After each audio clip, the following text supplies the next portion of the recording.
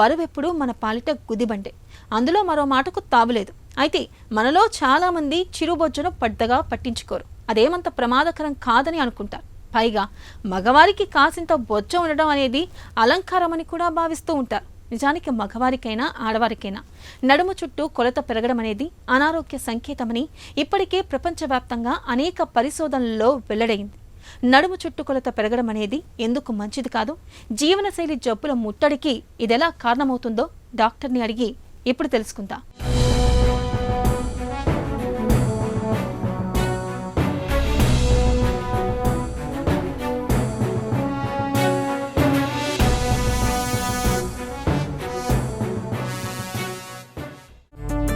నడుం చుట్టుకొలతకు మన ఆరోగ్యానికి సంబంధం ఉందా?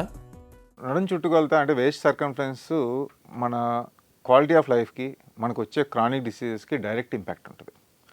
క్రానిక్ డిసీజ్ అంటే వేస్ట్ సర్కంఫరెన్స్ డైరెక్ట్గా షుగర్ రావడానికి, బీపీ రావడానికి, కొలెస్ట్రాల్ ఎక్కువ అవడానికి అవకాశాలు పెరుగుతాయి.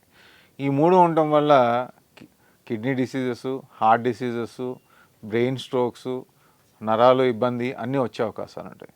సో దీన్ని బట్టి అర్థమైంది ఏంటంటే నడుము కొలత పెరిగిందంటే మనకి రోగాల కొలత పెరిగే అవకాశాలు ఉంటాయి. సో ఈ నడుము కొలత కరెక్ట్గా ఉంటే మనకి క్రానిక్ డిసీజ్ రావు. క్రానిక్ డిసీజెస్ రాకపోతే heart attack, stroke, kidney failures, dialysis, blindness, neuropathy అనే క్రానిక్ డిసీజెస్ నుంచి మనం బయటపడే అవకాశాలు ఉంటాయి. నడుం చుట్టుకొలత పెరగటం ఎందుకు ప్రమాదకరం? నడుం చుట్టుకొలత వేస్ట్ సర్కంఫరెన్స్ ఎస్పెషల్లీ ఇండియన్ పాపులేషన్లో మగవాళ్ళు అయితే 90 సెంటీమీటర్లు, ఆడవాళ్ళు అయితే 80 సెంటీమీటర్లు దాటితే మనకి క్రానిక్ లైఫ్ స్టైల్ డిజీజ్ వచ్చే అవకాశాలు పెరుగుతాయి. ఎలా అంటే నడుం చుట్టుకొలత పెరిగిందంటే అక్కడ విసరల్ ఫ్యాట్ అంటే మన పొట్ట, ఇంటెస్టైన్స్, పేగులు పైన ఉండేదాన్ని విసరల్ ఫ్యాట్ అంటాం. ఆ ఫ్యాట్ పెరిగినప్పుడు ఇన్సులిన్ పనిచేయడం సరిగ్గా పనిచేయదు, ఇన్సులిన్ రెసిస్టెన్స్ వస్తుంది.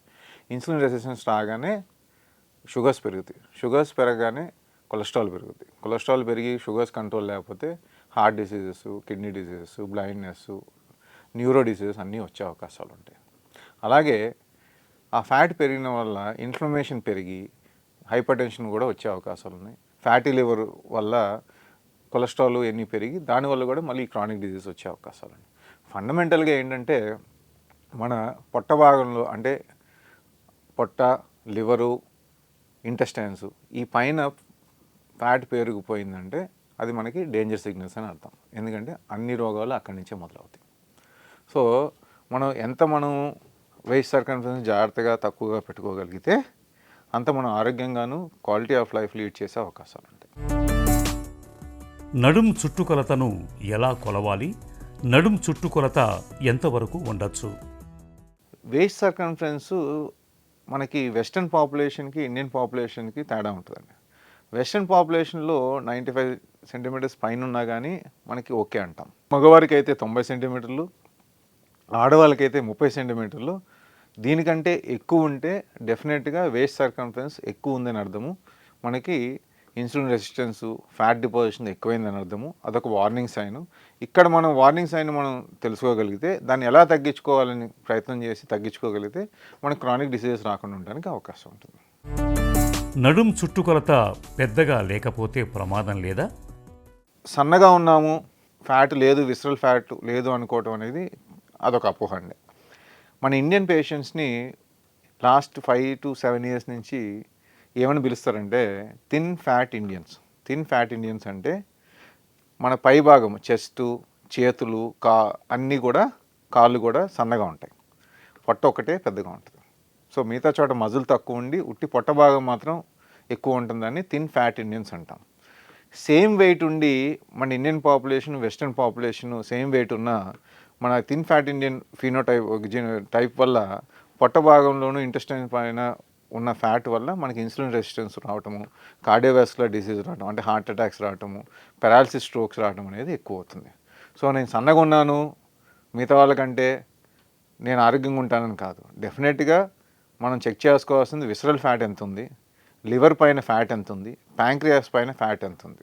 దీన్ని మొత్తం కలిపితే విసరల్ ఫ్యాట్. ఈ ఫ్యాట్ పర్సంటేజ్ ఎక్కువ ఉంటే డెఫినెట్గా సన్నగా ఉన్నా కానీ లావుగా ఉన్న వాళ్ళకి సమానంగా రోగాలు వచ్చే అవకాశాలు ఉంటాయి. నడుం చుట్టుకొలత పెరగకుండా చూసుకోవటం ఎలా? ఫస్ట్ నడుం చుట్టుకొలత ఎలా చేయాలో కూడా చెప్తాను. ఇలియాక్ క్రస్ట్ అంటాం. మనకి ఇక్కడ bone, main hip bone tip తీసుకుని rib, end of the rib, దాని మధ్యలో చుట్టుగా కలవాలి. ఎప్పుడు? గాలి పీల్చి వదిలిన తర్వాత, గాలి పీల్చినప్పుడు కాదు. అంటే అప్రాక్సిమేట్లీ మన నేవల్ దగ్గర మనం చెక్ చేసుకుని, అది మగవాళ్ళకైతే 90 సెంటీమీటర్లు, ఆడవాళ్ళకి 80 సెంటీమీటర్ పైన ఉంటే డెఫినెట్గా మీకు అబ్డామినల్ విసరల్ ఫ్యాట్ ఎక్కువ ఉందని అర్థం. ఇది ఎక్కువ ఉందని తెలిసినప్పుడు ఇమీడియట్గా మనం చేయగలిగేది ఏంటి, ఎలా తగ్గించుకోగలుగుతాం? ఫస్ట్ వెయిట్ లాస్ చేయటం, నెక్స్ట్ స్లీప్ ఇంప్రూవ్ చేస్తే కూడా ఫ్యాట్ బర్నింగ్ బాగుంటుంది. స్ట్రెస్ తగ్గించుకోవడం, స్ట్రెస్ తగ్గించడానికి ఎక్సర్సైజ్ కానీ, మెడిటేషన్ కానీ, యోగా లాంటివి హెల్ప్ఫుల్గా ఉంటాయి. మూడోది ఎరోబిక్ ఎక్సర్సైజ్ చేయటం. నాలుగోది ఆల్కహాలు, స్మోకింగ్ అనే అలవాట్లు ఆపటం మంచిది. ఆపటం కుదరలేని పక్షంలో ఎంత తగ్గిస్తే అంత మంచిది. డెఫినెట్గా ఆపితేనే అన్నిటికంటే హెల్ప్ఫుల్గా ఉంటాయి. Especially alcohol will directly lead to fatty liver అనమాట. సో ఫండమెంటల్గా ఏంటంటే డైట్, ఎక్సర్సైజు, స్లీపు, స్ట్రెస్ రిలీఫ్కి మెడిటేషను, ఇవన్నీ చేసుకోగలిగితే మనకి మెల్లిమెల్లిగా విసరల్ ఫ్యాట్ తగ్గడం అనేది జరుగుతుంది. విసరల్ ఫ్యాట్ తగ్గడం జరిగినప్పుడు ఇన్సులిన్ రెసిస్టెన్స్ తగ్గుద్ది, మన ఫ్యాట్ మెటబాలిజం పెరుగుద్ది, మనం కూడా యాక్టివ్గా ఉంటాము, ఇంకా కొంచెం బెటర్గా ఉంటుంది క్వాలిటీ ఆఫ్ లైఫ్, ఆరోగ్యం కూడా బెటర్గా ఉంటుంది. నడుము చుట్టుకొలత పెరగడాన్ని ఒక హెచ్చరికగా తీసుకోవాలి. కొలత పెరుగుతున్న కొద్దీ మనకు జీవనశైలి జబ్బుల బెడద కూడా పెరుగుతుందని గుర్తుంచుకోవాలి. నడుము చుట్టూ కొవ్వు పేరుకుపోకుండా ఉండేందుకు ఆహారపు అలవాట్లలో తగిన జాగ్రత్తలు తీసుకోవడంతో పాటు నిత్యం కాసేపు వ్యాయామం చేయడాన్ని అలవర్చుకోవాలి.